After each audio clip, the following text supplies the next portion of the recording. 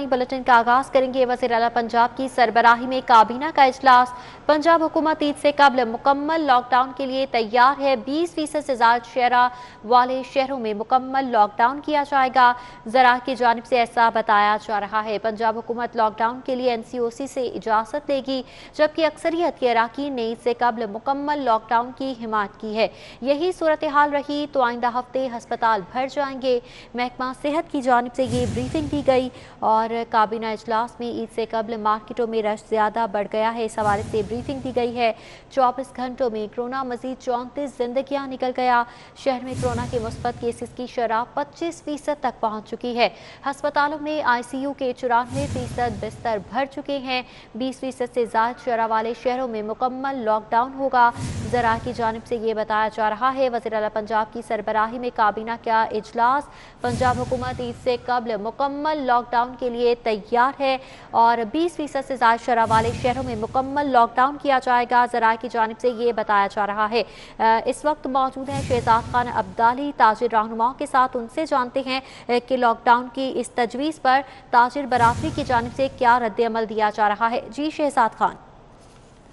जी बिल्कुल, हुकूमत की जानब से जो 20% से ज़ायद कोरोना की शरह वाले शहर हैं उनको मुमकिन तौर पर लॉकडाउन करने के हवाले से सोचा जा रहा है और इस हवाले से सिफारिशें जो हैं वो NCOC को भिजवाई जाएंगी। इस मुमकिन फ़ैसले के हवाले से लाहौर चैम्बर और शहर की ताजर बरादरी क्या ओपिनियन रखती है, उनसे इस हवाले से बात कर लेते हैं। अस्सलाम वालेकुम सर, क्या हाल है? आप ठीक ठाक हैं?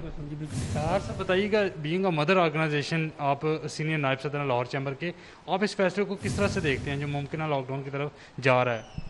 देखिए जी, एक सबसे पहले तो इंसानी ज़िंदगी का है, हमें उसको ही देखना है। तजारत तो चलेगी ही, लेकिन तजारत चलेगी तो गरीब का खाना भी उसको पहुंचेगा। तो मेरा ख्याल है तजारत भी चलनी चाहिए। हमारी एक एडवाइस ये थी कि सुबह सहरी के बाद ये 4-5 घंटे वैसे जो गुजरते हैं, अगर उसमें भी खोल दिया जाए। बेसिक हमें चाहिए क्राउड को डिवाइड करना कैसे है, उसका कोई हल निकालना पड़ेगा। उसके साथ एक तो तजारत भी चलती रहेगी, दूसरा हम बचा भी लेंगे। जैसे हम टाइम कब करेंगे, कंजेशन बढ़ेगी और ये उससे कोविड बढ़ने के चांसेस ज़्यादा हो जाएंगे। लाहौर चैम्बर के सीनियर नायब सदर नासिर हमीद खान का इस हवाले से ये कहना है कि गवर्नमेंट इस तरह की स्ट्रेटेजी बनाए कि कोरोना से भी बचा जा सके और इसके साथ साथ जो है वो बिज़नेस को भी बचाया जा सके, क्योंकि कोरोना के साथ साथ लोगों को भूख और अफलास हमने बचाना है। ठीक है शहजाद खान अब्दाली, बहुत शुक्रिया आपका। वज़ीर आला पंजाब की सरबराही में काबीना का इजलास। पंजाब हुकूमत ईद से कबल मुकम्मल लॉकडाउन के लिए तैयार है और ज़रा की जानिब से बताया जा रहा है कि 20% से ज़्यादा शरह वाले शहरों में मुकम्मल लॉकडाउन किया जाएगा। पंजाब हुकूमत लॉकडाउन के लिए NCOC से इजाज़त तलब करेगी। अक्सरियत अराकीन ने ईद से कबल मुकम्मल लॉकडाउन की हिमायत की है और कहा यह जा रहा है। महकमा सेहत की जानिब से इस इजलास में ब्रीफिंग दी गई कि अगर यही सूरत हाल रही तो आइंदा हफ्ते अस्पताल भर जाएंगे। ईद से कबल मार्केटों में रश ज्यादा बढ़ चुका है।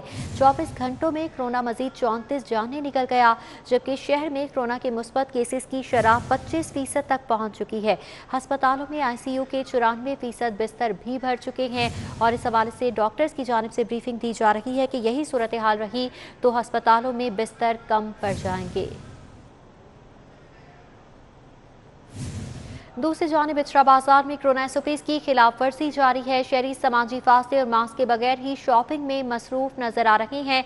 शहरियों की जानिब से SOPs की धज्जियां बखेरी जा रही हैं। इचरा बाजार की ये मनाजिर आप देख सकते हैं किस तरह से शहरियों की बड़ी तादाद खरीदारी में मसरूफ है। SOPs को यकसर तौर पर नज़रअंदाज किया जा रहा है। मौजूदा सूरत हाल पर बात करेंगे फरहान यामीन से। फरहान यामीन, बताएगा बाजारों में SOPs की धज्जियां उड़ाई जा रही हैं, इंतजामिया कहाँ है?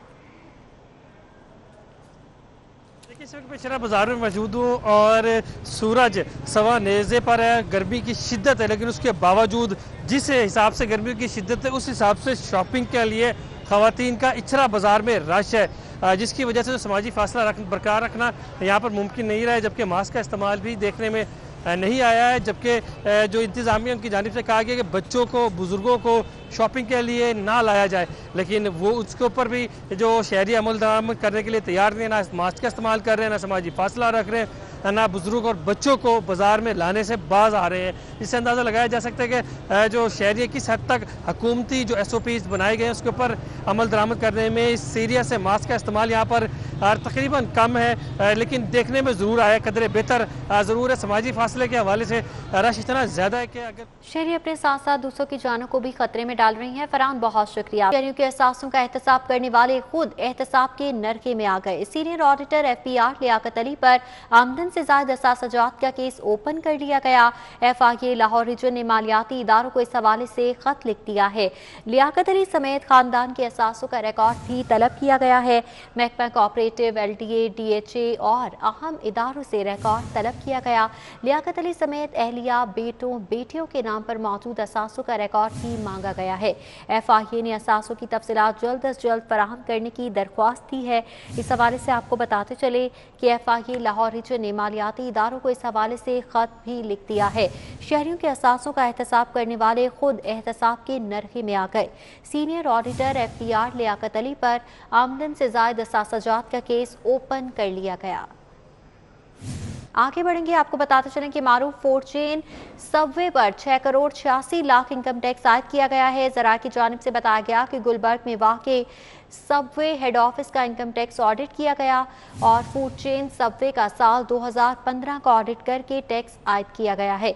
FPR ने इंतजामिया से सोर्स ऑफ इन्वेस्टमेंट की तफसीलात भी तलब की थी। FPR ने तसल्ली बख्श जवाब न कराने पर इनकम टैक्स आयद किया है। FPR ने सबवे को कोड डिमांड नोटिस भी जारी कर दिया है। डिमांड नोटिस जारी किया गया है सबवे को। इस हवाले से आपको बताते चलें कि गुलबर्ग में वाक़ई सबवे हेड ऑफिस का इनकम टैक्स ऑडिट किया गया। फूड चेन सबवे का साल 2015 का ऑडिट करके टैक्स आयद किया गया है।